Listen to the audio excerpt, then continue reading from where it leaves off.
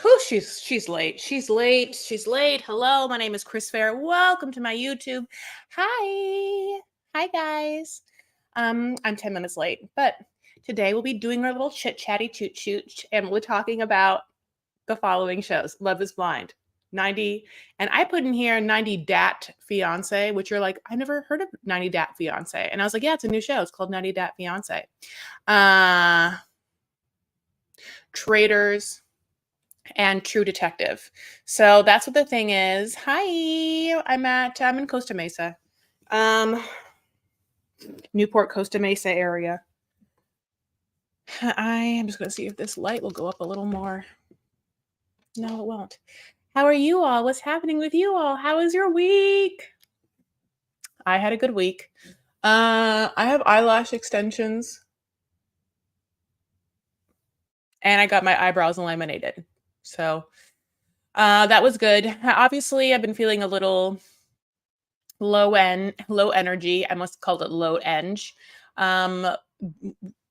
of recent. So I tried to investigate that without judging it. And mostly I was just feeling like extreme tiredness, just extreme fatigue. Like I would do one thing and just like be like, well, I guess that's the one thing I can do today. And just like need to like lay down, which seems really fucked up. And so, and I was like working out a lot, and I'm trying to like, like get back into a really like fit, healthy fitness frame of mind. And that was really like a challenge for me with that. So I went to like quest.com, and then I just like ordered one of their tests. Hi guys. Yay, yay, yay. Oh, hi. Yay. I ordered one of the Quest diagnostic tests. You can just order them and you go into a lab. Like you don't need a doctor to do it, I guess. And you have to pay for it though, which is, horrible. But you can kind of just like order things and go get it tested and then get the results. So I literally went on Quest, whatever, like, I can't call it Quest Health. And I got a chronic fatigue test / like a long COVID test, because the long COVID, if you like look it up, the biggest thing there they say is like fatigue. So I was like, what's happening with me? So and basically they can't test for those diseases like an outright virus. Those aren't viruses. Like all they do are they test around parameters that could like like add insights, which is basically mineral and vitamin deficiencies and such, hormonal things, stuff like that. So they do it for me. I get it done.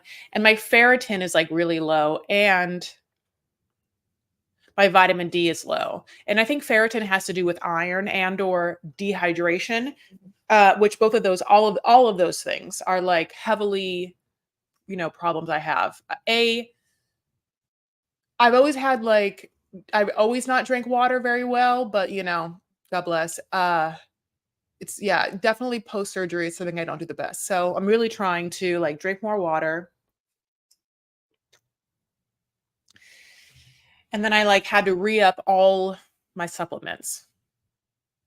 So a multivitamin, iron, obviously, vitamin D, obviously. I also got some biotin, and I also got some like calcium.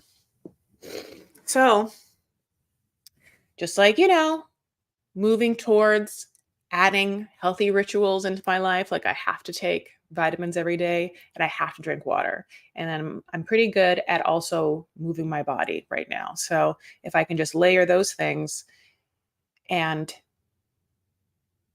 somehow work with my tendency to use food as a comfort mechanism for my emotional well-being, if I can have a positive emotional well-being and health journey, then maybe that won't be so challenging. So that's where I am right now. That's what's happening. Obviously, I love you guys so much. Hi. I'm not getting a surgery. Not getting a surgery since I'm just saying, ever since I had vertigo gastric sleeve in 2017, 5 years ago, I have to like be really on top of my drinking water more than I think before because I think maybe I overate more. I could overeat more, so water just came from those things. Ferritin is iron, and vitamin D helps with winter blues and energy. And water is a source of all life. Yeah, so I've just like been real, Lisa. I found out on Friday. I got the test done Thursday. On Friday, I had my results. And so I knew that like I probably had a deficiency. Well, I knew I had a deficiency on Friday. So, I mean, God bless. Don't worry, I'll start talking. But then I went into, this is like a misty woo woo place or whatever. Not everyone likes this kind of stuff, but like I really do like IVs. So I went to like an IV place and I got like an IV. It made me feel good. They wouldn't give me like an iron infusion. They have to get like a doctor's approval. So I've been trying to like get my doctor to like say something, but like One Medical, I mean, it's so funny. I've had this great doctor and she always gets back to me. And then like for some reason, for the first time ever, she will not get back to me about the iron thing.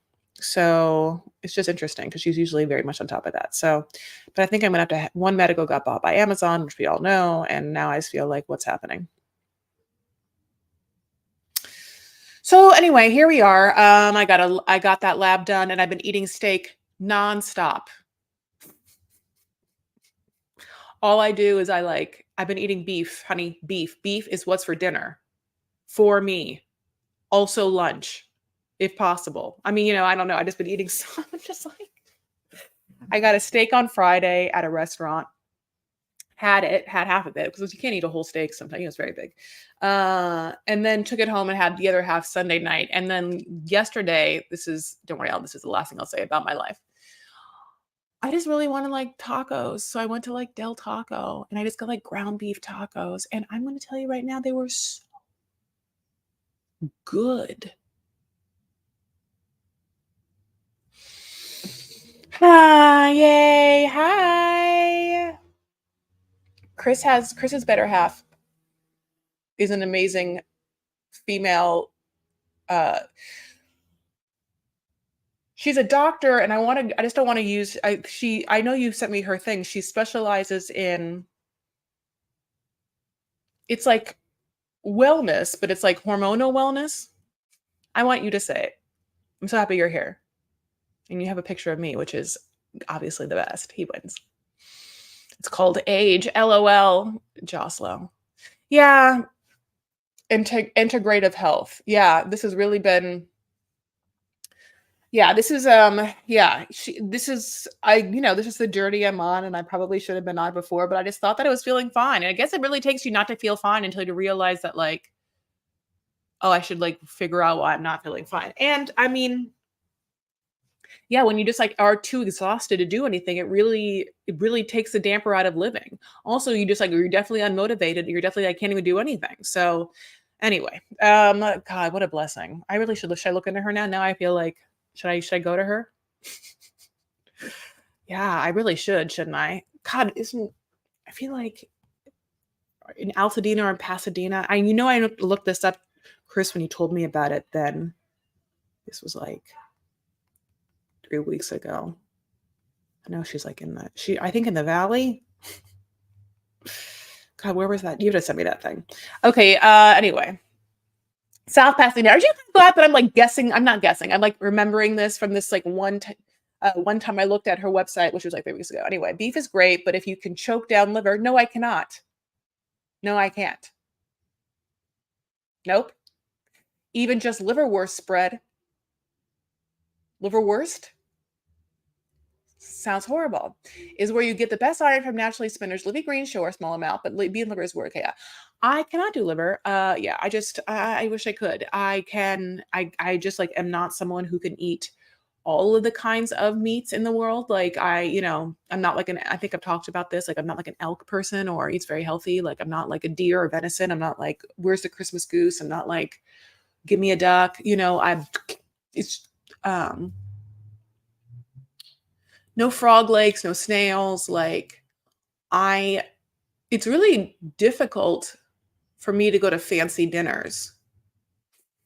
Like when you have to go to a fancy dinner, like a wine dinner or any sort of course dinner or any sort of chef's dinner or any sort of thing, it's like they can't wait to just give you like here's a bunch of fish, and then here's a bunch of crazy ass meats. Like they don't ever want to give you chicken. Like I get, they think chicken's boring, or they think that like yes, you get a steak, but like it's one little course, and they're never going to give you ground turkey, and they're never going to give you ground beef. I get it. Ground beef, I love so much. Like that's like ground beef is my jam. I mean, I'm telling you, in that taco, it's so good, honey. Like in bolognese is so good, honey. Like in chili, it's so good. I mean, beef chili is yum. Also, 10 minutes in, I gotta start this. Low key, you know what I really want so much for dinner tonight? I really want cheeseburger mac and cheese. Me telling you that I want cheeseburger mac and cheese is basically me validating to you that I'm a child of the 90s, right? There's no, they call them like Gen Alpha. There's no kid right now that would like identify as a Gen Alpha who, if I was like, I want cheeseburger mac and cheese or mac and, cheeseburger, whatever, they'd be like, what? Not ever. I love you guys. Yeah. Okay. So we're going to talk about Love is Blind, but not all of the episodes because I'm not 100% caught up. But I didn't talk about any last week because I didn't feel like I had given you guys plenty of opportunities for me not to spoil. And I didn't want to spoil it. So let's talk about the Coops Badoops. Now, having said that, also, Wahama told me about this TikToker, right? That's what they call themselves. That now literally all she's doing is just like sending me TikTok things of people going hard on what happened before the contestants went inside and after. So like people are saying that Jeremy, was engaged and had just, I'm sorry, I'm seeing if she can. Jeremy was like engaged and like had just sold his house before he got on the show, and that Trevor had, literally a playlist. I could play this on TikTok. That Trevor had a girlfriend, and there's all of these texts between him and his girlfriend being like, "Oh, honey, I got to do this thing, but like, wait for me, blah blah blue," and then like, I mean, basically just being like nothing is real. And Trevor talks about how his storyline is so cute. Sorry, I'm gonna have a string cheese, which is another like 90s kid thing. Side note is just the last thing I'll say about my health journey. Also, like now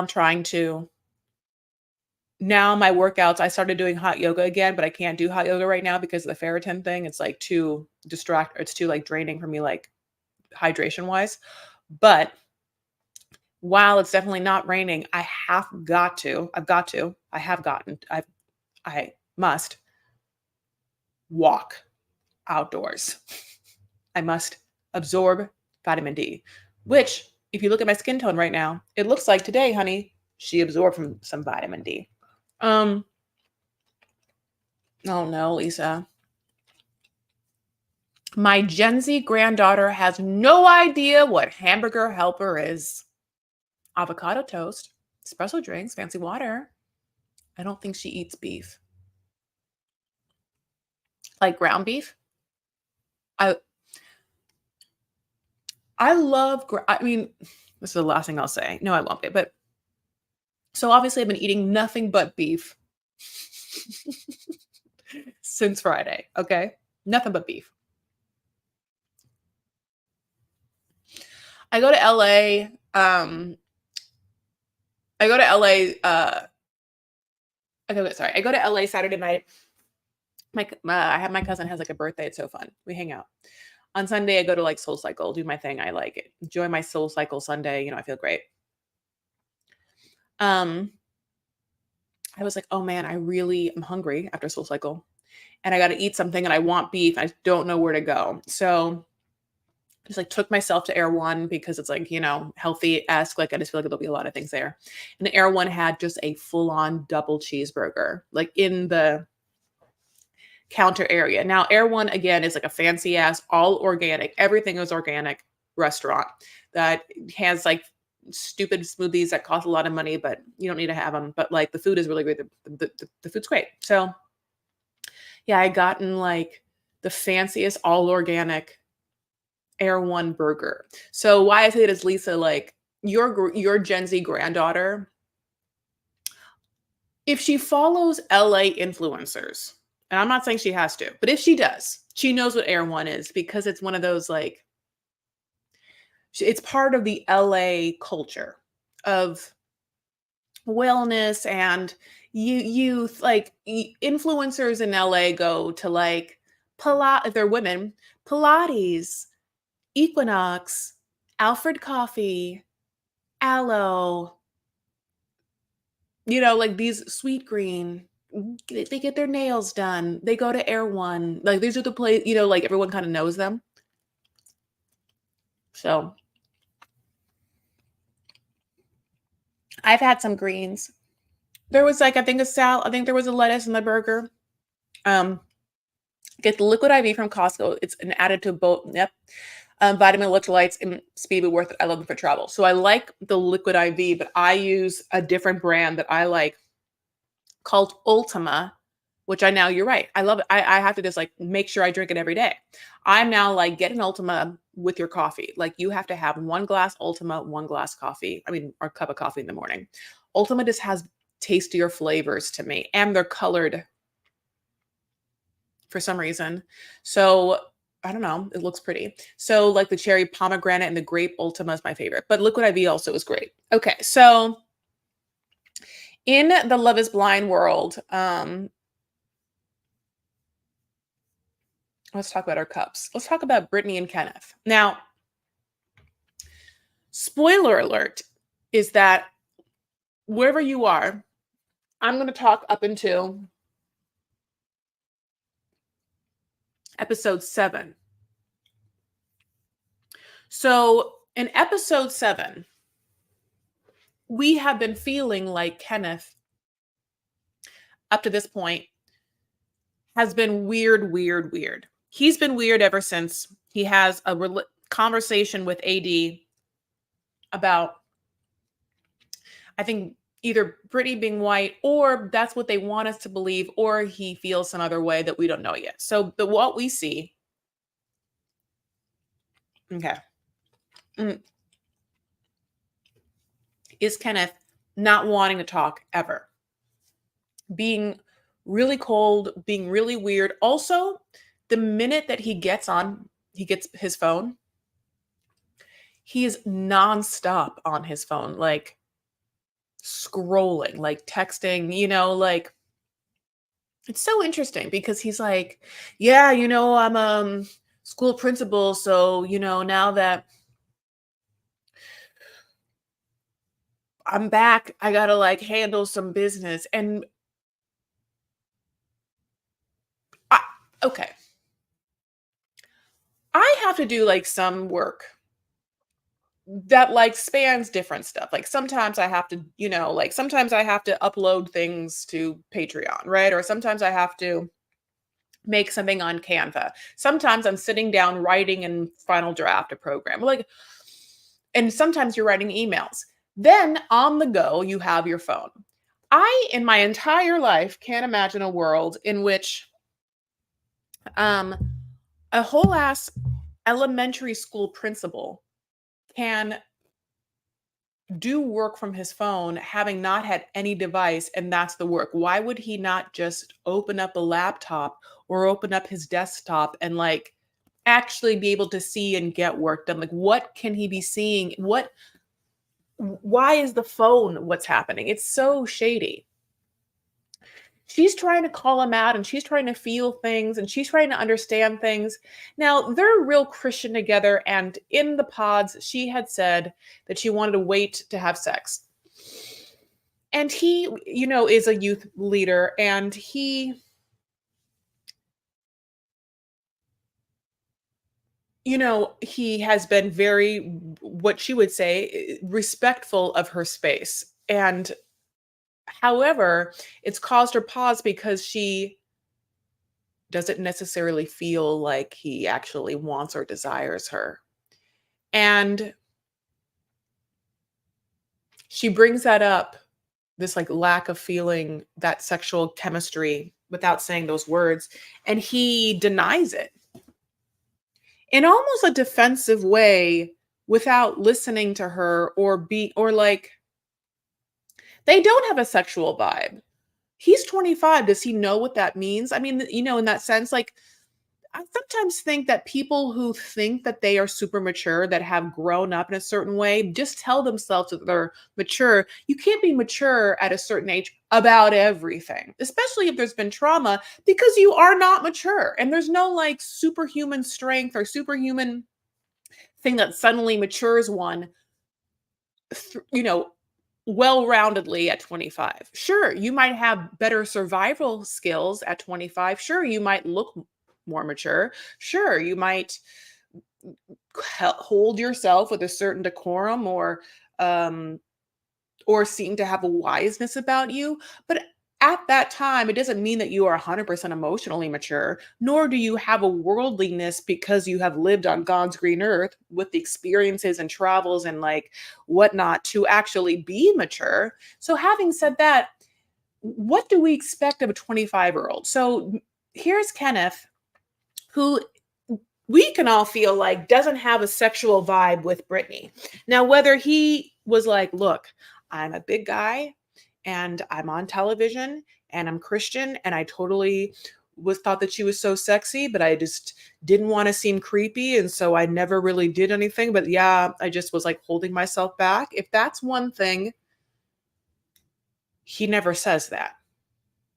All he says is, you're wrong. That's not what happened. But if that's what you want. So, you know what I'm saying? It's unfortunate. Wait 1 second. I don't know.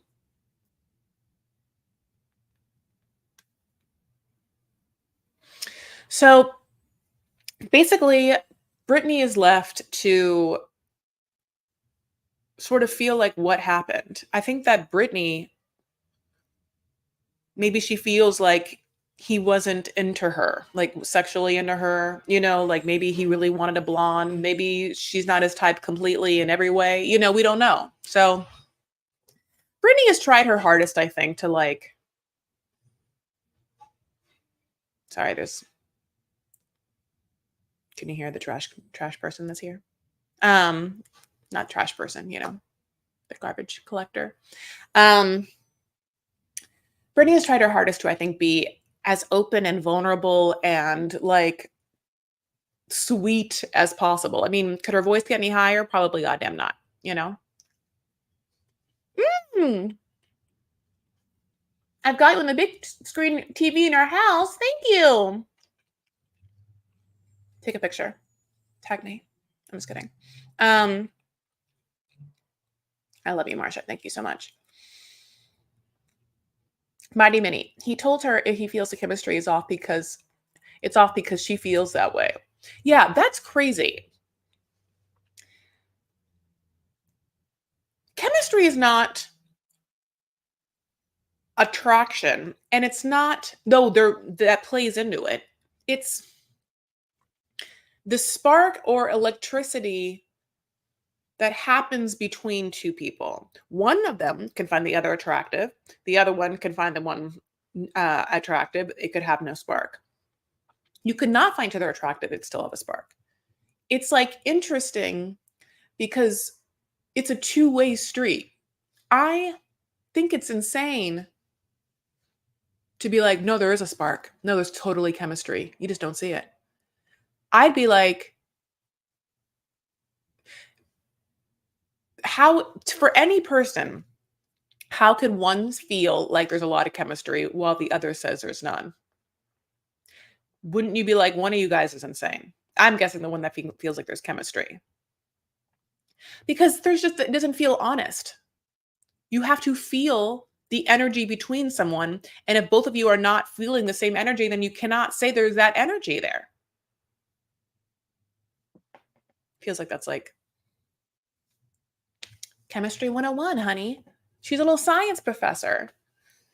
Ay, ay, ay. Yeah, he sounds like a Jedi mind trick to me.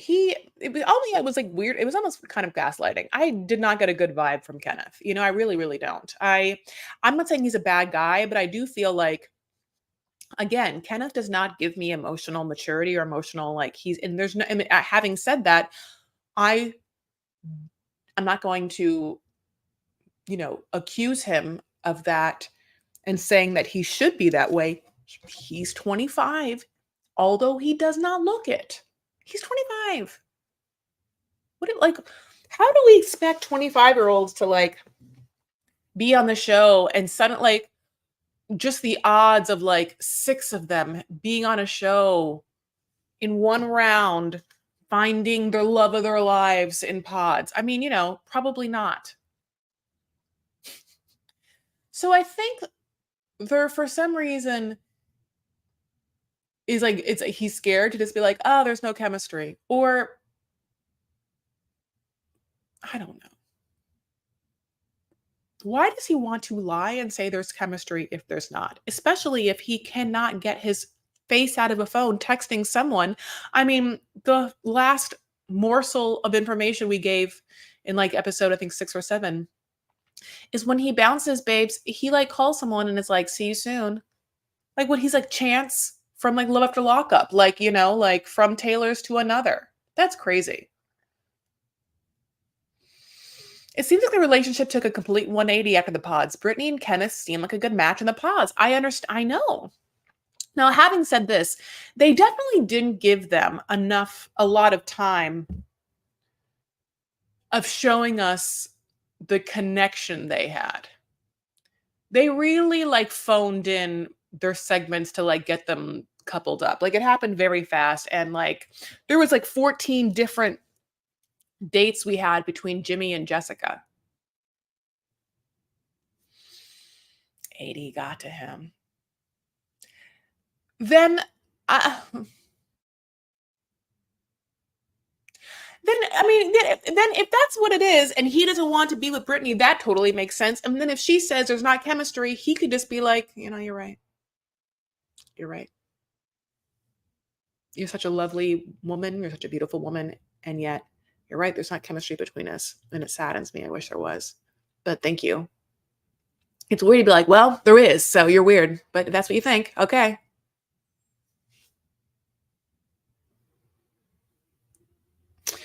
All right, babe. So Clay and AD, honeys. Okay, so obviously AD is the star of the show, and AD is the best. And AD, um, I mean, is the snappiest, and I think is also doing a very good job of, like, portraying herself well, which is someone who I think leans into a softness and a femininity, and that she is trying to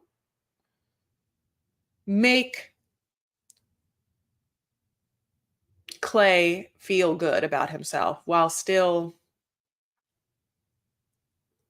presenting like a mature and, like, strong, sort of conscious 2024 relationship. I think she wants to hear him through things, but also she wants to, like, take him to task when things don't feel good for her, which is a really hard dance to do. But I think that AD does it really well, and it's sort of like a masterclass a little bit in it. Clay, is doing his best, but he's no, like, "Oh, thank you so much. Thank you so much. Oh, yay. Thank you so much for my little tippy pill. I really, really appreciate it. I'm glad you're here to talk about this show with me. Really. But that's really kind. Thank you, babe. Yay. It is so generous. Okay, I'll see you later, babe. Bye. So by the way, DocuSweeties is doing every episode, so we're just a little behind, but that is what's happening. So with AD, I think that in these later episodes, she after episode 4, she takes off the eyelashes, which I'm so happy for. I'm so happy for her. But like, I think that one criticism for her, not really for her so much as other people, that she, especially when they get to the Dominican Republic, she becomes sexualized by the other contestants.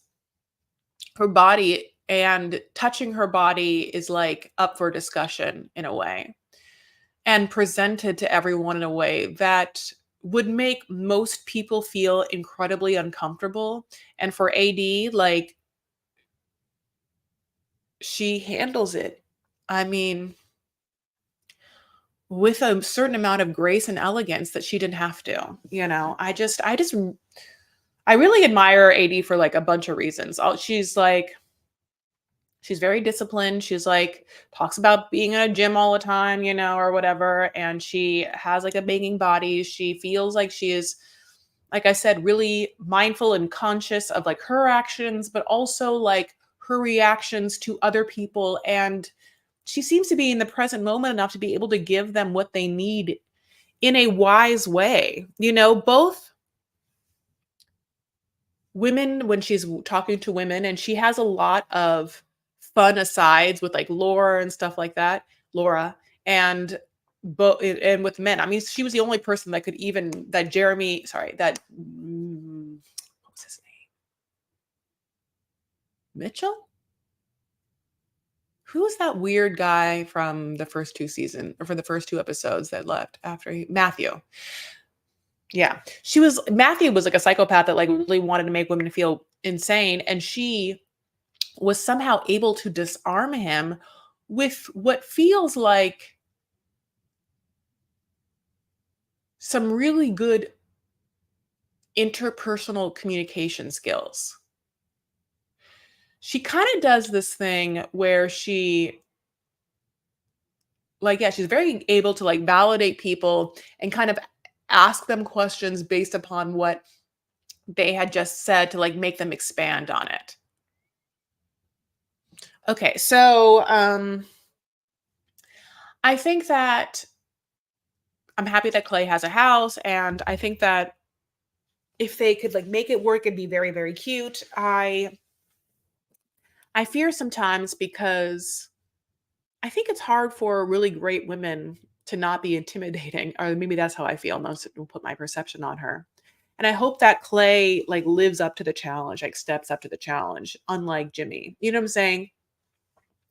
I think with Jimmy, and I'm not saying that Chelsea isn't great or great for him, but I do think that what happened specifically with him is that he would never be able to be with Jessica, period, the end, ever, ever, ever, ever, right? Like she's very strong. Uh, like very, I think she has like a very strong mindset, and she's very probably ambitious, and that's not him at all. I don't think that he'd be able to be in her world, nor would he ever be able to make her happy. And the pressure to be able of not being able to do so, I think, is the secret intuitiveness that he knew. And that's what that is. So I want Clay to be stronger than Jimmy because I think that AD is great. Yeah. Okay, let's talk about Laura and Jeremy. So Jeremy with an A, Laura. There's a lot of people on here. I'm like, Laura, I wonder what your natural hair color looks like. Anyway, Laura's so snappy. Jeremy, again, is one of the TikTok blown up controversial contestants that supposedly was in a whole ass relationship and had sold his house like up until leaving. So, the thing about all of the drama that happens after the show starts airing and such, they, make people want to see the show more. And B, they also feed people wanting to see the tell-all, hoping that these things are addressed. It's interesting because, yeah, I think that with Bravo, it feels like, and even maybe with like Discovery Plus, it feels like we know when they tape the tell-alls. But I don't know off the top of my head what the timeline is for when they'll tape the tell-all. Like, have they taped the tell-all yet? Do they always tape the tell-all when the last episode aired? Like, after it airs? Like, so in real time they come back? Like, obviously it's streaming, so I think they do that with you guys, what you tell me. So, um, Jeremy says that he had already, again, sold his house and it wasn't a thing that he, went in, being single. So we will see. Jimmy and Chelsea, this whole time, Chelsea has been very insecure that Jimmy does not like the way that she looks, which is incredibly sad and very triggering to watch. A lot of Chelsea's kind of triggering. Like when Chelsea cries that two men said they loved her, is because men are never nice to her. That's triggering. And it's triggering for how many times she has to ask Jimmy if he is into her. Now, we all know that she knows what Jessica looks like, and Jessica told Jimmy that she looks hot. Blah, blah, blah, blah. So, like, there's that whole part of it, which sucks. But Chelsea is beautiful and looks, as she said, kind of like Megan Fox from the hair, forehead, and eyes, and then from like nose down, Carrie Underwood. She does look like Carrie Underwood, like Megan Fox and Carrie Underwood. She's not wrong. She decides to move into Jimmy's 1-bedroom studio, which was a huge ones. Apparently they were taping the tell-all last weekend. See? What? That's too early. I'm sorry. Maybe it's not too early. But do they know all this? Do they have all the drama? Because, it feels like a lot of the Tik Tok drama came out this weekend. They better speak to every point, or I'll be pissed. I'll be pissed. But thank you so much for that.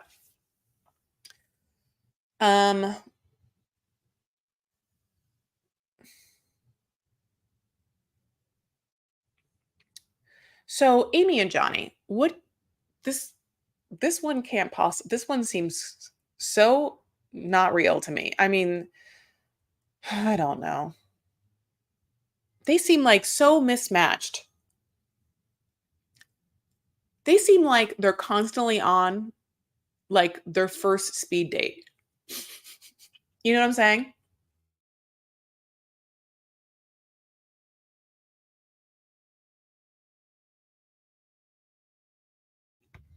I muted myself as I ate that. It just doesn't feel real. And I feel like every time they're talking, they're just talking us and themselves into trying to believe that they have a morsel of chemistry. It's like, even when they all get together and talk about, like, especially in the DR, if they've had sex yet, like, it's almost like, really? By episode 7, Chelsea does say that Jimmy had seen a picture of Jessica. So that part makes me happy. I wish I could wave a magic wand as a boomer and let younger generations know men live women no matter what package you come in. Just need to find your penguin. Men love women. If you need to find your penguin, if you get abuse, move on fast. Yeah.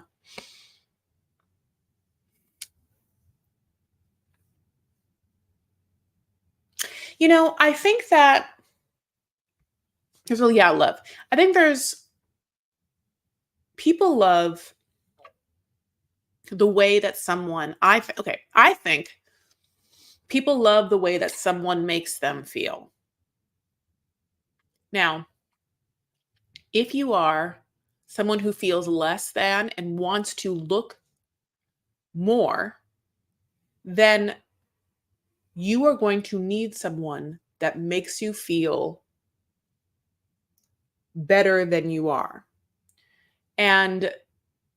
But only from the outside out. So usually small-minded people will then need someone who, in their warped world, adds value to their lives because they don't have a lot.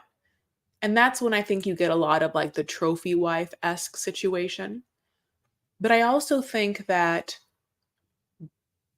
healthy people just want to feel with their beloved a sense of peace, of being at home, loved, valued, cared for, those kinds of things. A certain connection, a certain genuine sincerity, a certain vulnerability, a certain understanding. I think that, yeah, I mean, certainly that's what I want, regardless of gender. I mean, it does feel like there are certain relationships in your life that feel really meaningful, that have like a connection that feels other, extraordinary, if you can. It does feel like it can feel great when you have a certain chemistry or connection that feels other than, more intimate, or the capability of intimacy because of a similar vibe or a certain understanding or view of the world. And when you can sit in that kind of feeling, to me, that feeling is a connection, and therefore feeling like you are not alone, that you have found someone that, like, yeah, like that shares a certain kind of like mental and physical space with you. And it feels good. It feels good to do so. It feels good to talk to them. It feels good to touch them. Feels good to be touched by them. All of that.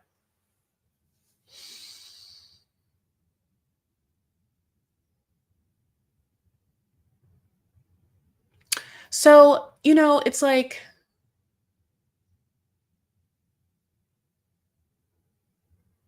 I think that we sort of, as we move through dating or move through relationships, get to isolate how those feelings feel in our bodies, so that when there's a familiarity of feeling that, you're like, oh, this is a good feeling. I like this one. Just like when there's people that are shitty, we've sort of like felt those feelings before. And when they come up again, they're like, oh, not for me. So it's like, again, like go back to like someone like Kenneth. I don't know where he is in his life and his journey.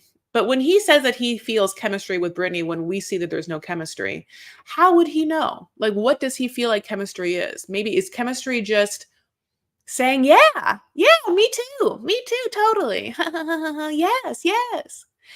Because I think that with Brittany, there was a lot of like high voice Southern yeses that he got to hear. And I think that in the pods, something's happening where people want to get booed up, right? Like, I think that what they don't say, but one thing is that when you're in the pods, it's a little bit of a numbers game. I think I said this, so that you can get as many suitors as possible, so that when we get past the dumb dates that happen in the pods and they get to the gift giving part or whatever, that you have your choice of who you would like to move on to the next phase and the show with, right? So like Chelsea got to pick between Jimmy and Trevor. Jimmy got to pick between Chelsea and Jessica. Like that's why it's interesting you hear people go into the pods being like, well, I know it's a lot of pressure, but I'm just gonna tell you that it's just you. I don't care. It's you or nothing. And then you have the people that don't want to give up their position because they want the numbers to like get through. So whether Brittany in this Kenneth pod, was real sweet as pie, honey, just like yes and this and yes and that. And Kenneth was like, well, this seems real easy. This blondie seems like a real easy one. I don't know. But it definitely wasn't chemistry.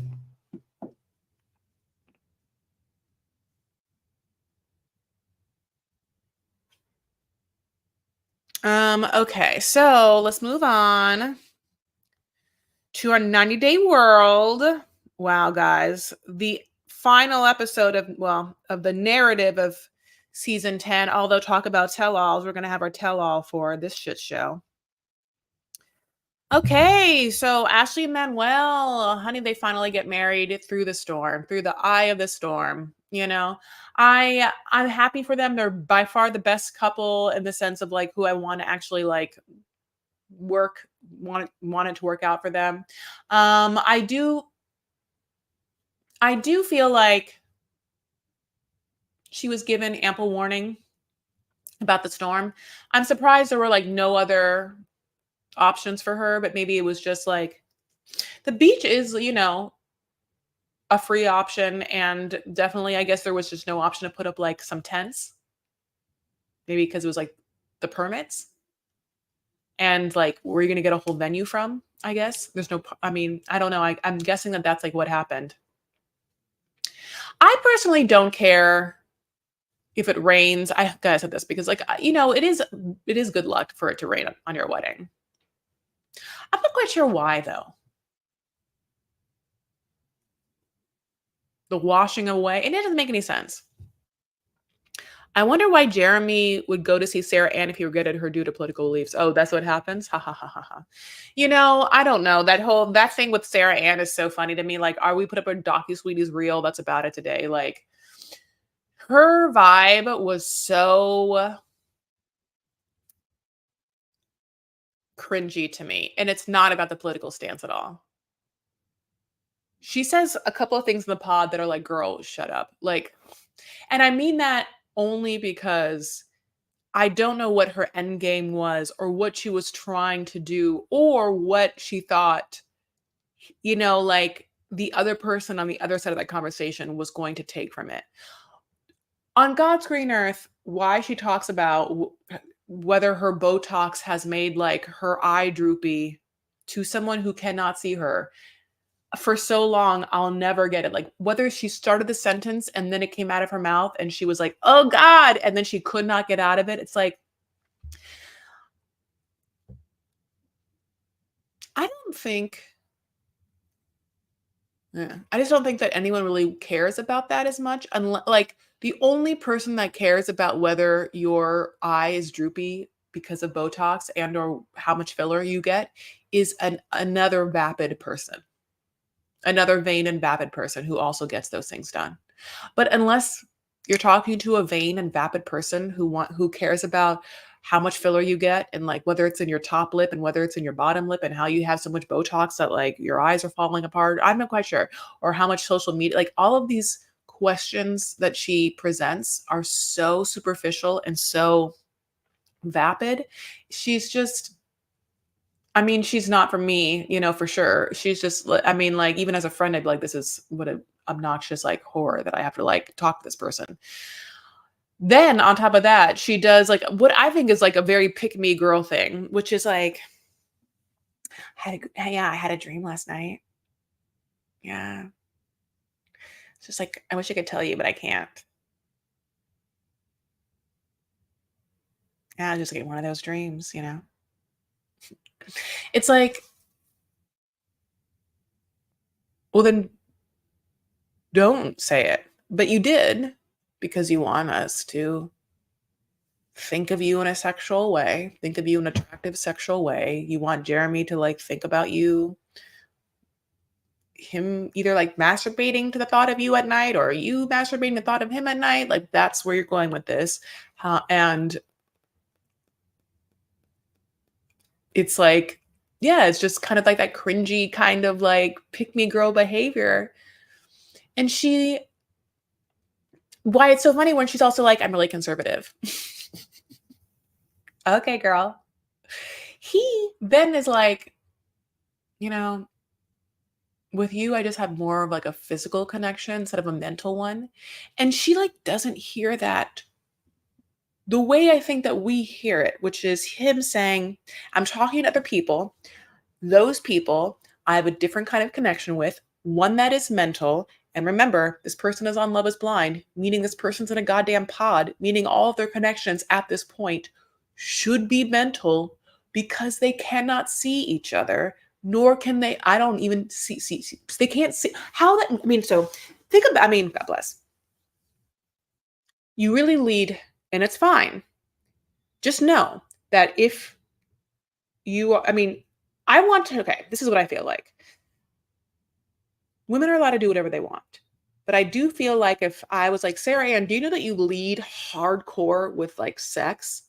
I don't think she'd be like, yeah, of course I do. That's my prerogative and that's my choice. I think she'd be like, no, I don't. And I think I'd be like, at one point he tells you that he does not have a mental connection with you. that he only has a physical connection with you and he hasn't even seen you. What the hell are you talking about? Why is it always about sex in these pods? And it is with them that this man who's talked to you for hours does not have a mental connection with you. If someone told me that, I'd be like, wait, we've been talking for 2 days or 3 days and you don't think we have a mental connection? Oh, hmm. I mean, right? This is not Lust is Blind. And lust is not, I mean, maybe it should be called Lust is Blind. What a great, I mean, yeah, what a great experiment. Put people in pods, let them just like sex talk to each other, just like turn each other on, like they cannot see each other. They can't fuck yet, right? They're just in the pods. Same thing. They are just like turning each other on, like talking about what they like to do, things they want to do, things they've done, what the kind of lover they are, their favorite moves, right? Like for like 5 days, right? They pick, and then at the end, they pick who they think is their match, right? Same thing. Then you get to see this person in real life. And then, yeah, they film them going to the next part, which is like a honeymoon style place. Maybe it's like or like hedonism. And like, yeah, then I want to know if they fuck, if it's actually really good. And of course, I want them to be paired off physically different than what you would expect. And then I want to know if the sex is good. I'd watch that show in a heartbeat. But this is called Love is Blind. So again, why it's weird to me that he is like, I only have a physical connection with you, Sarah Ann. She's like, didn't even hear it. What? I like talking in bed. All right, bitch. Oh, we're still talking about 90. Okay, I forgot that I was talking about 90 Fiance. So I don't know what to tell you about Ashley. 90 Fiance is boring to me. So can you tell? I mean, yeah, Ashley and Manuel, they get married, thank God. Nikki and Igor, I mean, I don't know what to tell you. Like, they break up, which of course they shouldn't be together anyway. They shouldn't have even been on this show. It should have been before the 90 days. So God bless, in a very text message situation where he was just like, I don't want to be with you. And I gave up everything to be with you, like my dignity, which I think is so harsh to say. She doesn't even mention any of that. It's just like, but he gave me 3 emojis at the end. I'm like, oh my God. She's always talked about him like she's like a 15-year-old girl, honey.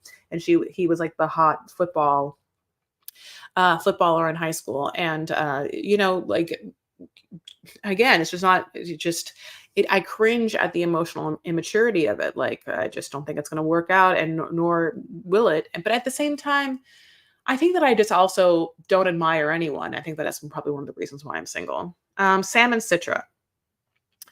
Uh,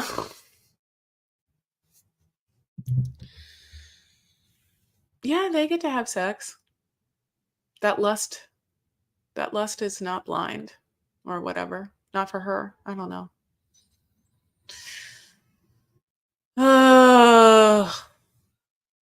Their sex disgusts me. Like, the thought of them having sex is not a good one.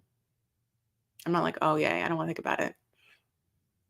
I wonder if that'd be a problem for my lust is blind idea. Like, maybe I think it'd be hot to be like, oh yeah, like these couples. But if it's a gross couple and their sex talk is disgusting, like, am I going to be like, oh, let's just see what happens when they bone?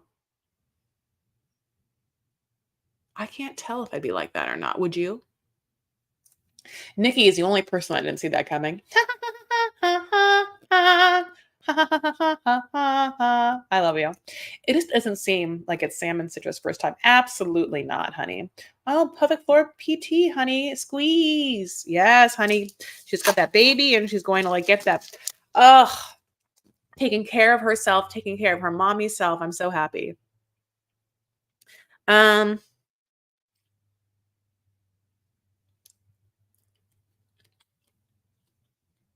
Citra at least says that she's a corn star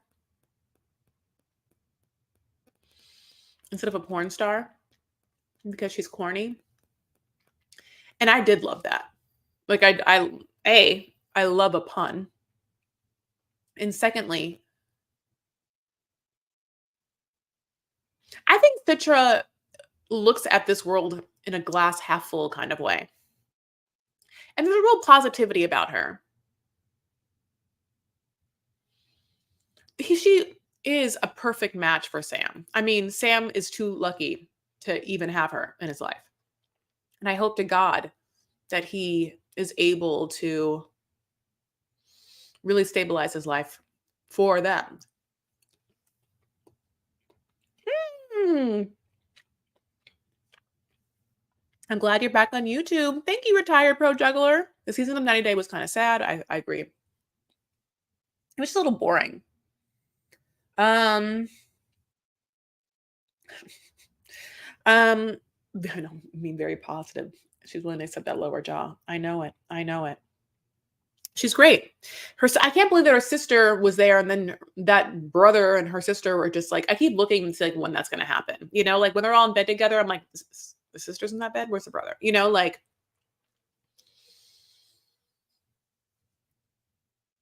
I guess the sister was like, I could just move in here and be with you, or not. There's an extra brother here. What do I have to do? Just like pretend to like him? Do you think that or do you think that he really charmed her? Do you think that he really like swept her off her feet? Mm.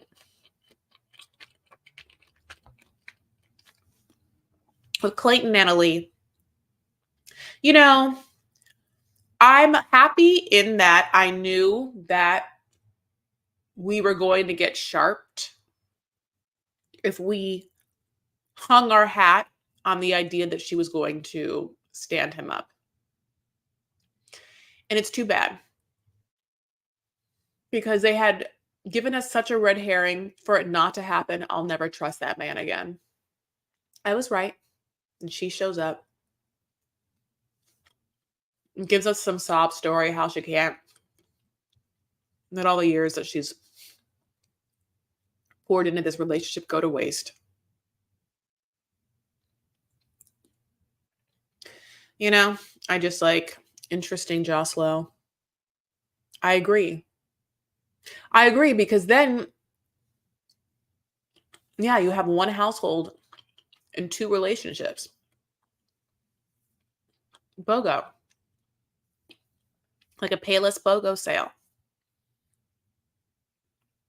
So, 2 years. Yeah, it's like 2 years. You're so young, you know. She's acting like she's like giving away her like 401k retirement after like 45 years in the force. You know what I'm saying? Like, girl, what? But I knew she'd be there because they showed you exactly what I for some reason knew they were gonna do, which is like, yeah, all them bitches are getting their hair and makeup done, like Brandy's daughter. So, you know, they're showing them getting their hair and makeup done. Of course, she's there, she's the bride. So that happens.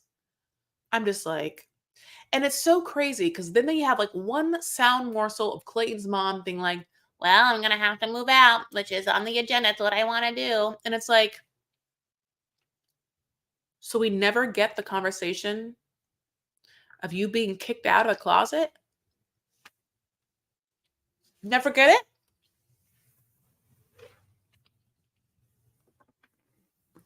I want a little moving truck.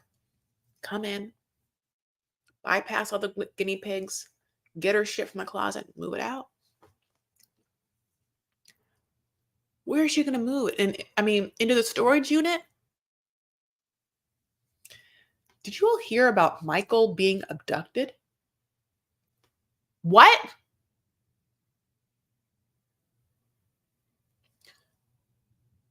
What? Are you guys saying something? I like your lemon shirt. Thanks. This is okay, I'm going to have to do a real deep dive and find what you're talking about, maybe in Reddit. Side note is I frequently, if you know, I just got done working out. Don't worry, I fell. That looks like it looks horrible. and I worked out in my sports bra so I could get a tan. As you can see, I can absorb the vitamin D. I was like, oh, I have to like put a shirt on though before I do this live. I can't just like be in my sports bra because, as you know, Johnny from 90 Day Fiance Single Life said that no one wants to ever see my cleavage. So I was like, okay. This is from Disneyland. It's a full Disney shirt. There's hidden Mickeys. Are they really that hidden?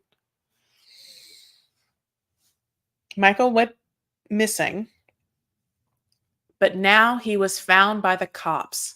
Michael went missing for days. Where did Michael go missing to? Did he have it with Angela? He apparently told the cops that he was afraid to return back to Angela. Michael was abducted by some woman he is dating. Oh, that's what they're doing to get us to watch it. Yeah. If this is all something being released right now, the timing is impeccable, right? If that's what's happening, then there's no way that I am just like, to me, this is because Happily Ever After is about to come. Oh, okay. Wait 1 second. Let me go into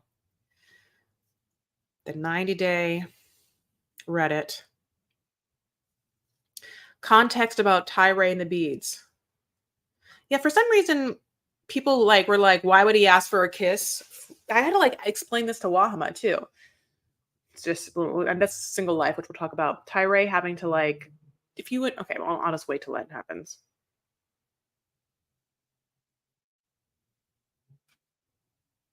Run, Michael, run! When you learn Michael is missing, when you realize he escaped. Yeah, then there's the Michael. There's also the Mahmoud drama. And then they surprised us with two other couples for Happily Ever After, which is Ashley and Manuel and Sophie and Rob. Sophie and Rob have their boring wedding too. I can't even talk. It's like so boring. It's just like picnics. It's like just that Instagram picnic trend. I mean, having said that, when that picnic trend happened, I bought all of those business and pleasure company umbrellas because like I fell hard into the idea that I would have like a yellow, white striped lemon capri picnic somewhere like out on the beach until I realized how hard it is to like get a good spot at the beach and bring all that shit. It's a lot. I mean, like, I don't have workers, God bless. How am I going to bring all that stuff?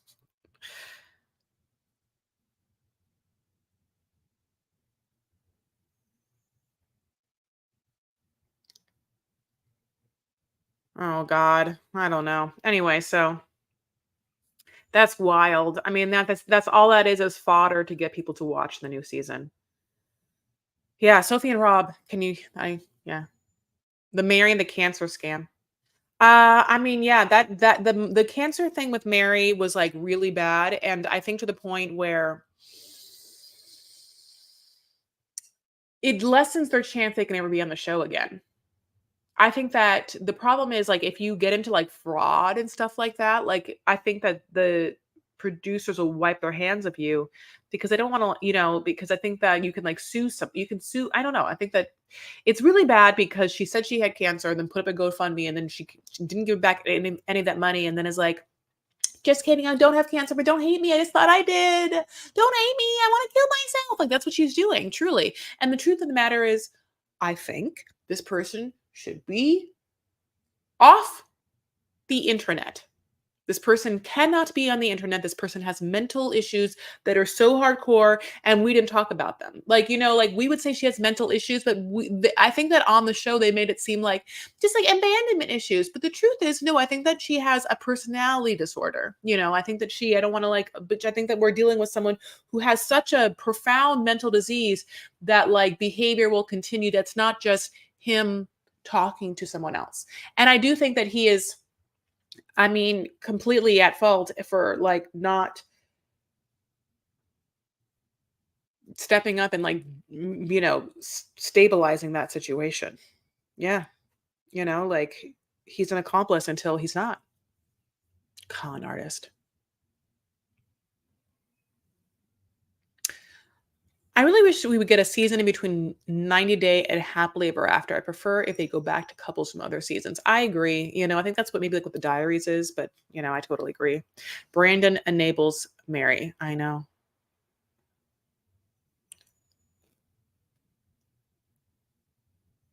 I what? They wrapped Michael up in leather straps and assless chaps and stole him for other older women in Georgia. Michael is using Mohammed Eve's ex story of being an abused spouse. Oh Lord. So what, he can stay in America and then just like sue Angela? I mean, the truth of the matter is we have, yeah, I mean, I'm sure if he's stepped foot on American soil and has filmed with Angela, then I can almost guarantee that there is documented video evidence of him being abused. The truth of the matter is, if Angela had a good lawyer, anyone that knew her at all, anyone with any sort of sense, the minute they would have sat her down and been like, bitch, there's 7 seasons of you cursing and yelling and like fucking up this man's life. And that's at least where he wasn't able to like be on, like that's where he was home. If you bring him here and you continue to abuse him, he gets to use America against you. Like that sounds so conservative and like, it sounds fucked up the way I say it, but I'm like, that's what I would assume Angela's lawyer would tell her. Like, if he's on American soil, he can use the court system against you. Now, I'm not saying he couldn't use Nigerian court against her, but he definitely didn't. He definitely needed to get to America first, whether he wants to be here, whether he wants the green card, whatever it is. Once he's here, if she was allowed to continue the abuse, there would be documentation because they are on a television show, and that could be used against her. For some reason, no legal counsel person with any sort of like foresight cares enough about this woman to have told her, nor has she the capacity to have heard it or acted differently. That part's crazy to me. That's the crazy part to me, where I'm like, she could, I mean, in my mind, I'm like, you could lock her up, couldn't you? I'm not saying I've seen the season, but we know what she's like, So the fact of the matter is, thanks God. The fact of the matter is, like, you can have documentation of abuse and then you can seek damages for it. This is 2024. And I cannot imagine a world in which Michael is in America now and like she acted like Mother Teresa. Like I can't imagine that he's just like, all right, Angela. She's like, welcome, Michael. Yes, now that you're here, I am going to be a little soft spoken, sweet little thing. And I don't care if, you talk to anyone else, as I've talked to many other men, and I'm just going to be incredibly lovely and soft to you. Like she's no AD. What she is Angela. And so we know that, like, the first night that she screamed at him. Chris, can you reenact Michael as a hostage with his African accent? Angela. Again, I think I always did Angela and Wahama always did Michael. For the horribly obvious reasons, but also just kidding. But also the fact that I do a Southern accent better and she can do an African accent better. I just can't do that accent very well. Angela, I am so happy. No, it's like, it just kind of, I feel like it's a little bit unspecific.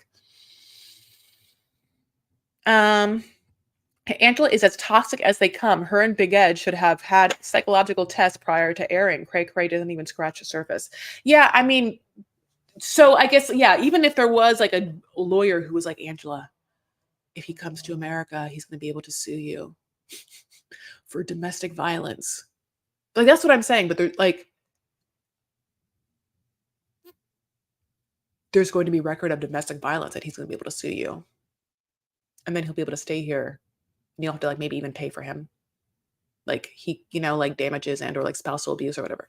Like, I don't know.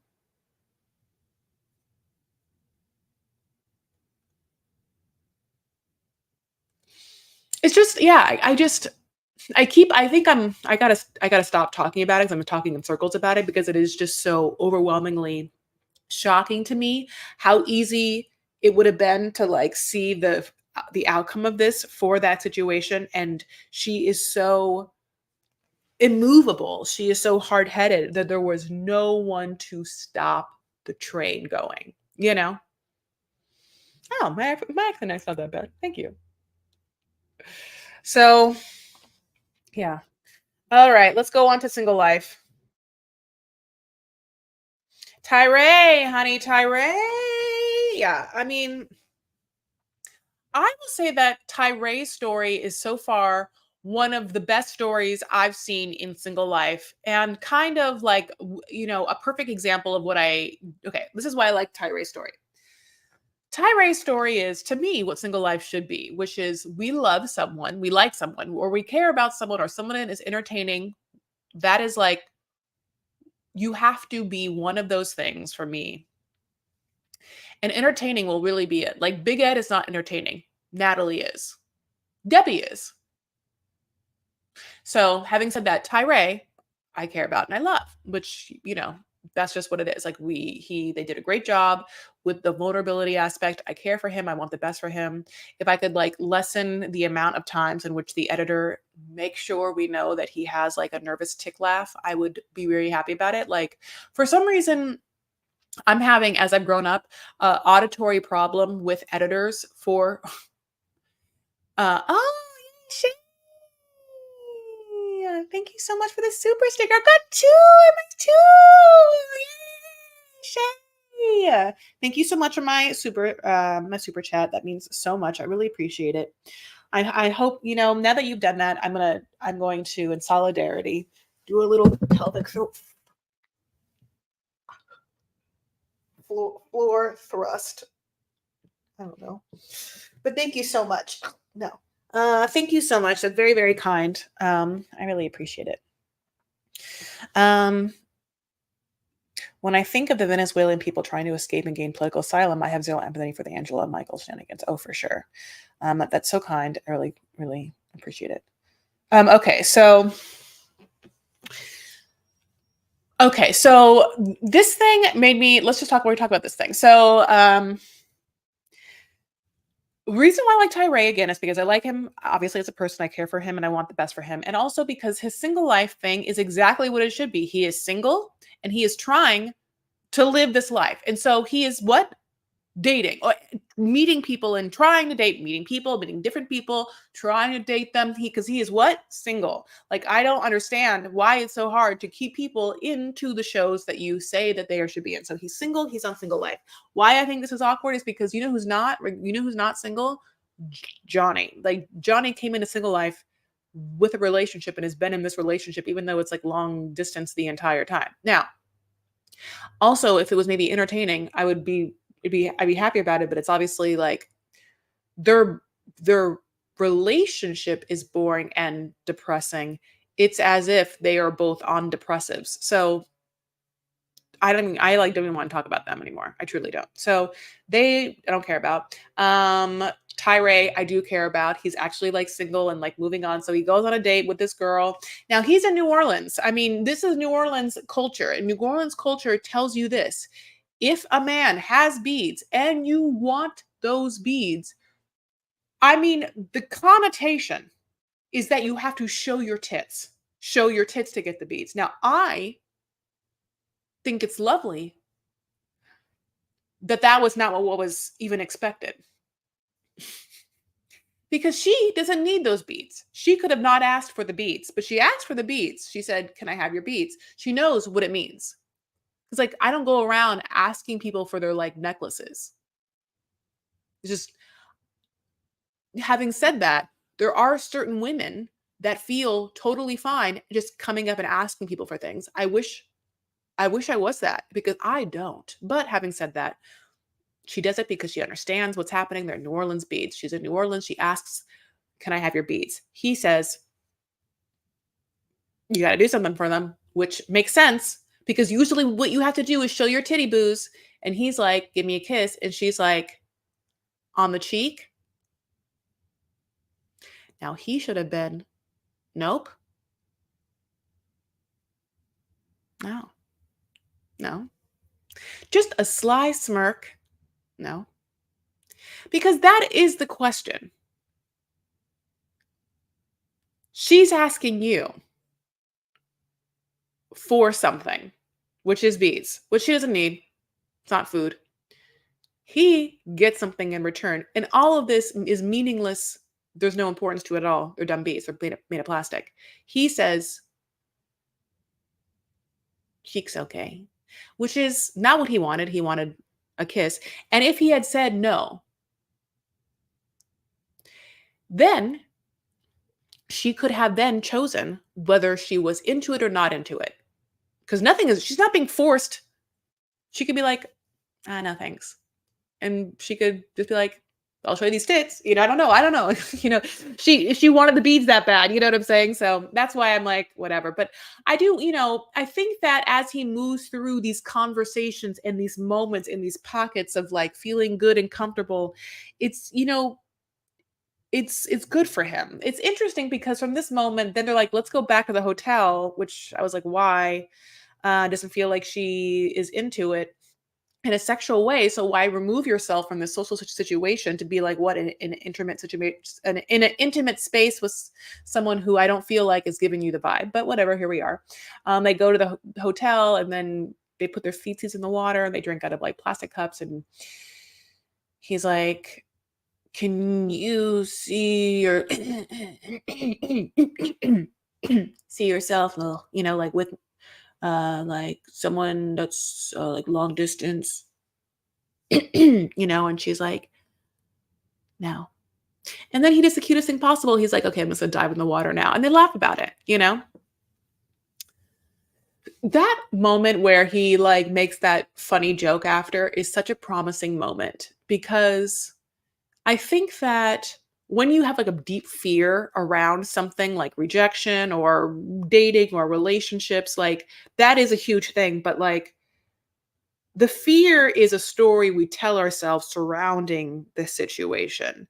And to give it a lightness and to give it like a breath and to be able to call it out, even if he doesn't know exactly how, to call it out is a beautiful separation between the feeling and the person, and kind of like an honest declaration of how hard finding a connection is. So I liked it, like she's not for him, whether she just wanted to like have fun or she's on TV. You know, I I do think though, and I mean this, I think that if he had an just like 15% more confidence to have been like when she asked on the cheek and he could have been like, no. I think that if he could just lean into that a little more, she would have been like, okay. And if they had kissed and she had felt something, listen, the conversation in the pool might have been different. It's one thing to be like, I don't want to be in a long distance relationship. But like I said, sometimes I think that people who want a connection in their lives, people who value that, if they feel it and if they find it and they're ready and they have the capacity, I think that they will, low key bend time and space to feel it more. You know what I'm saying? And I think that that alone has been like a comfort to me because there's been times in which I think I've been with someone or like hung out with someone who I'm like, "Oh, I feel this connection." And to feel that they are so, if they are not feeling it, I can sense, the lack of urgency to feel my presence again. In many ways, right? Like my physical presence or to feel the presence of like my text or my voice and whatever it is. And when you have that connection, you want to feel it. I'm not saying all the time, I'm not saying every day, but you want to feel it. And so when you have someone who's not giving it back to you, it's like what that is, like it's the push and pull, I guess.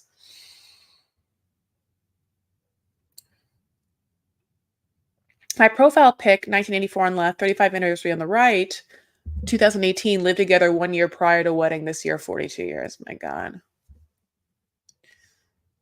I want to see. The only thing with Lisa is that where I'm looking at, like, it's hard for me to see the other picture because the YouTube makes this like play button basically over your face. Is this your same picture? Is this your same profile picture? No, it's, I think that on Vanity Fair you have another picture. I think it's just of you. It's not the same. This is not the same picture you have there, though. I think Tyree should get the help of a matchmaker. Absolutely. Absolutely, honey. Absolutely. Natalie and Debbie, honey. Natalie. I mean, this episode was fake to me. Not one morsel do I think that Natalie ever in her mind would ever raise a child by herself. She can't. She has no money. Do you know how expensive it is to do? I know you do. IVF, anything, freezing eggs, all of it, like whatever it is, IVF, freezing eggs, all of it is wildly expensive for someone who like doesn't know how to bring a resume to a job interview. Like, what? We also know Natalie to be out of her goddamn mind.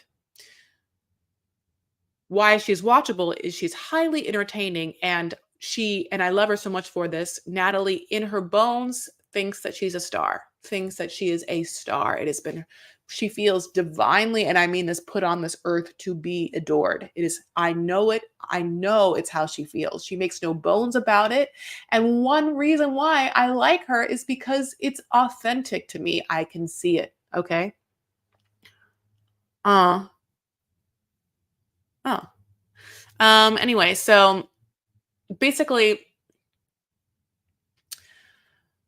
she goes to this clinic and they tell her, well, yeah, you freeze your eggs and that's what happens. You become a mom by yourself. You have the donors. She's like, oh, okay, let me see. So the they have a lovely person come in like, yeah, you just pick your donor. She's like, I want to see what it looks like. Like, okay, well, it's like, here's a profile, this person went to Harvard and this is like a whole essay that this person wrote you. And then she's like, but it's just a paper.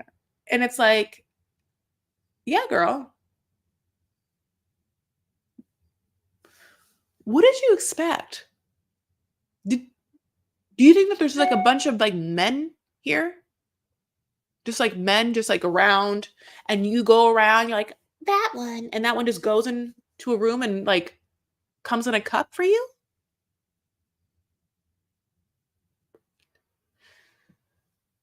Half of me, when I talked about this on Docu Sweeties, was like, did she think it was like a dating site? And she was like, I want to meet the guy from Harvard.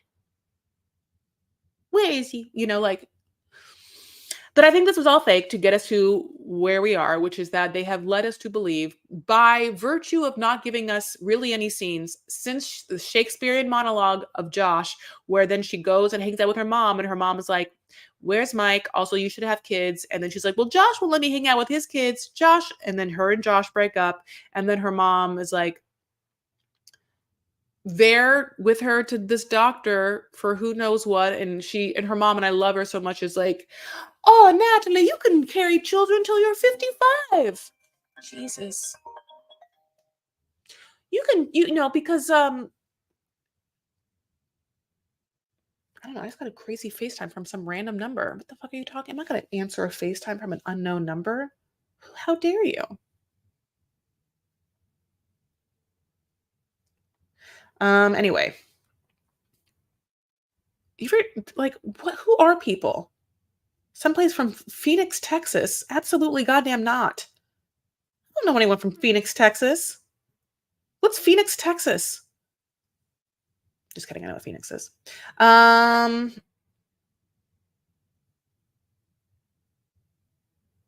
Sorry. Maybe it could actually be my nephew. Now I'm realizing it. Okay, so I love you guys so much. So I'm gonna have to go soon because I think it's actually my nephew. Basically, yeah. So Natalie's gonna like see what's happening in her life, and in her life being with Mike, because guess what, Mike's coming. We knew Mike was coming because Natalie's mom, like, had called Mike and asked him to have lunch with her, and he was like, okay, mama. And then so we knew from that point that means that they were going to have lunch, even though they live in different states, but okay. And guess what, she still has feelings for him. So all of that's happening, and then Debbie comes around. Now Debbie has her son Julian really give it to us about Julian, about whether Ruben the Cuban is good enough for his mom. Now, Julian does asinine work in this where he basically is like, Ruben, my mom is not to be trusted. He like, I have to say this because did anyone watch the Wendy Williams documentary, which I haven't watched yet, God bless, but like I just got done with the Britney book because I had to like listen to the last part of it, which Jesse J is not here. I will do, this is all coming back around. I will do a live to talk about the Britney book. I'm done with it. But the Debbie situation with Julian almost made me feel like a conservatorship or like the Wendy Williams thing, because Julian treated his mom like she's not to be trusted with her money, with her decisions, with her love life. He's like, he gives us a bit of information, which is for some reason, she's still giving money to Osama's family. We have no idea why. Maybe because they need the money. Now, the other thing is that he lets Ruben know that while they're spray painting something artistic, because they're artists, and Julian is a police officer, so he's confused by this. I love the idea of like Debbie tagging something. Anyway, God bless. He's like, she went off and was with the 24-year-old and tells this man all of her mom's business. I think it was so rude. You can't do that. If I was Debbie and I watched this, I would be livid. I'd be livid. I know that whole thing. I know. Yes, I know. I agree. Okay, so yeah, like basically I'm gonna have to leave soon. I can't believe I'm talking for an hour and a half. What did I even talk about, truly? Traders, is anyone watching Traders? Traders up to date. Phaedra, who was one of the last original traders left because Poverty is gone and Dan is gone, had to recoup someone. So she recouped Kate, who's from Below the Deck, who I never really knew before, but boy, is she funny. I like that Kate. She's sassy. And Phaedra is doing the Lord's work now. Everyone knows that Phaedra is a traitor, except for like her diehards like Sandra and Sheree. Sheree, God bless, is barely on the show. But Trishelle is coming for her. And I just like, it's sad because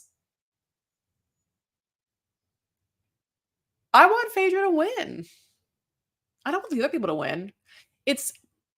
I wish we can go back in the beginning and have given Phaedra better people. Like whether they thought giving Phaedra Dan and Poverty would be like good matches, it wasn't.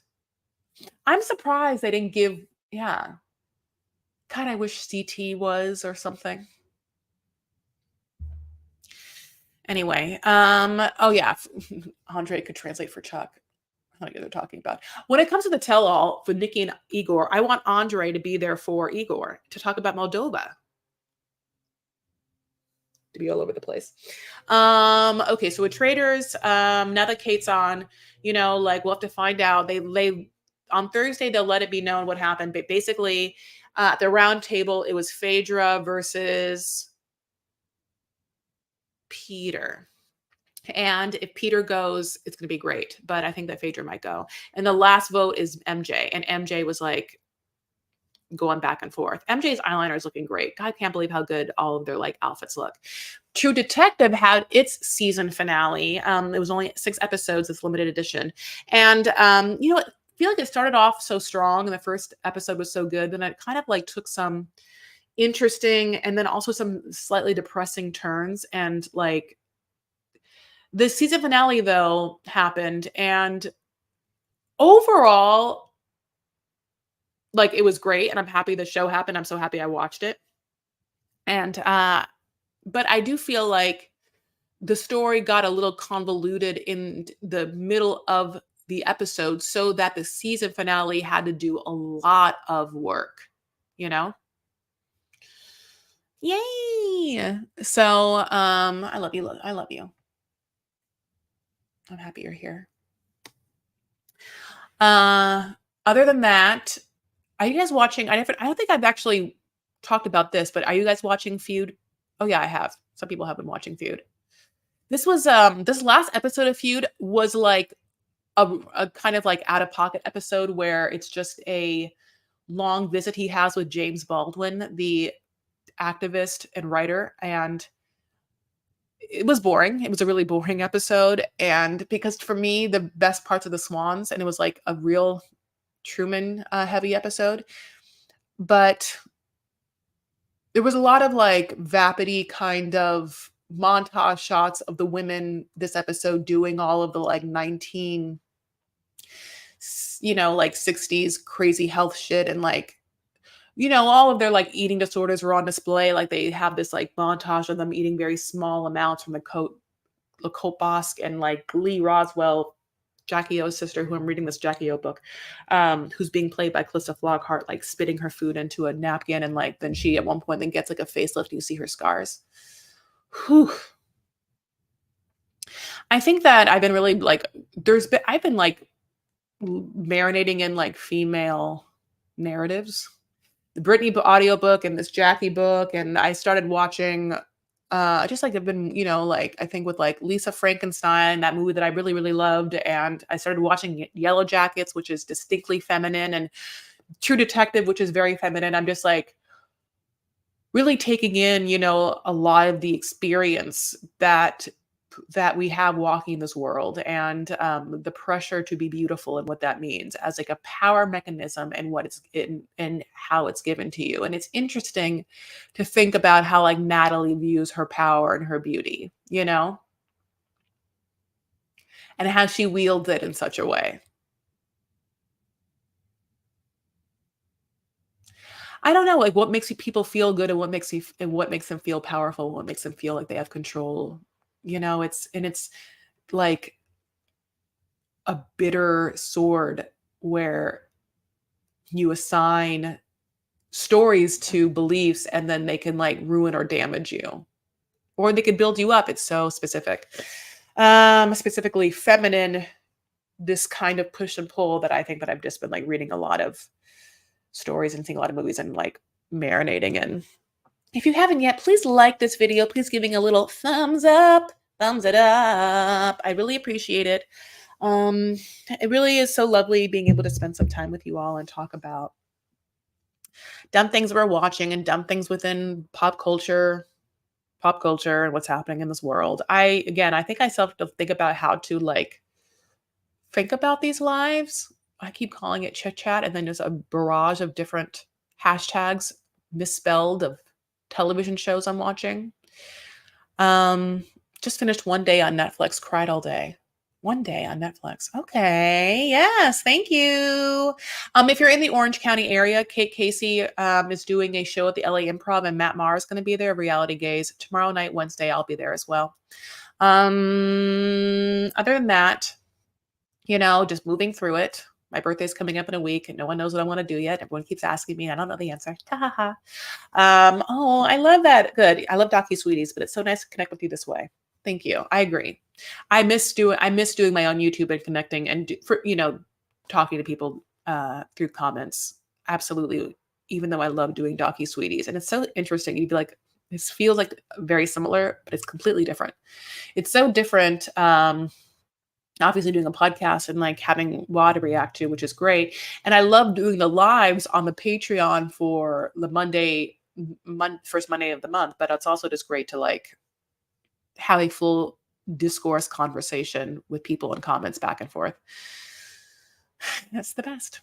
Thank you so much for like spending any amount of your time with me. But if you do want individual recaps, the 90-day free feed has all of the 90-day fiance. Sorry, the Docu Sweeties free feed of this podcast has all of the 90-day season 10 and single life episodes.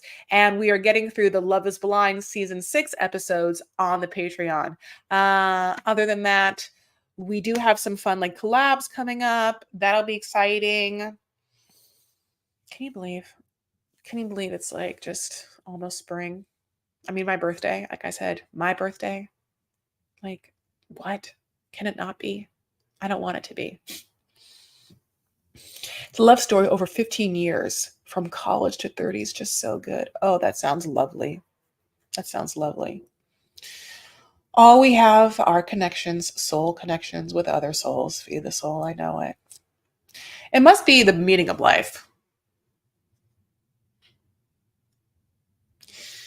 I think the meaning of life has to do with connection. Has to. Nothing else matters. So, anyway.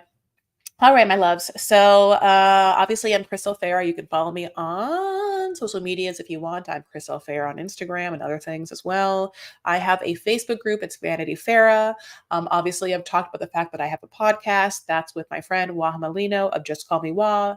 The podcast is called Docu Sweeties because we recap different docu series wherever you listen to podcasts like Apple or Spotify. And we have a Patreon, which you can, of course, access patreon.com/DocuSweeties for our live streams. Other than that, we're going to do our little breath work.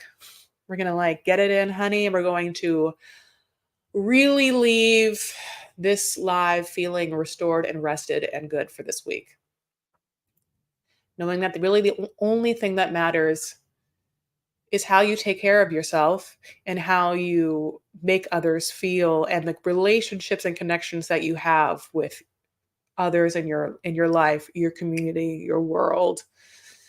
What you leave with them, what they leave with you, your thoughts, your wisdom, your art. There's, in the many different ways you can make art. The connection between you and others is like the small things, like the sharing of a meal, maybe one you cooked. And if that's not art, then what is?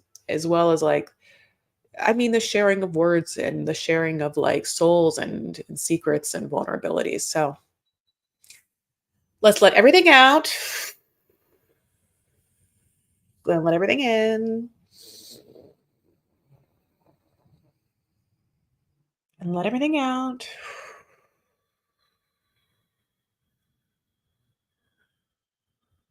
And one more in.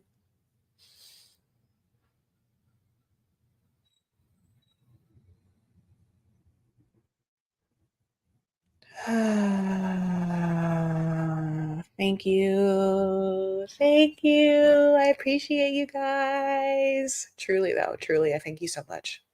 Thank you for being here. Thank you so much for your thoughts and your time.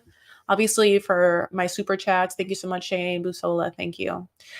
Take care of yourselves, you all. Okay, you need to take care of yourselves and one another. And and because I want you to take care of yourself so you can have a little something to give to each other, including me. Take care of yourselves and one another and stand up for what you believe and make art. So, whatever you can. You don't have to do all of those three things at all one time. But if you find yourself lacking, try going to that list and doing one thing on it. Okay? I'll talk to you all later. Thank you so much. Bye.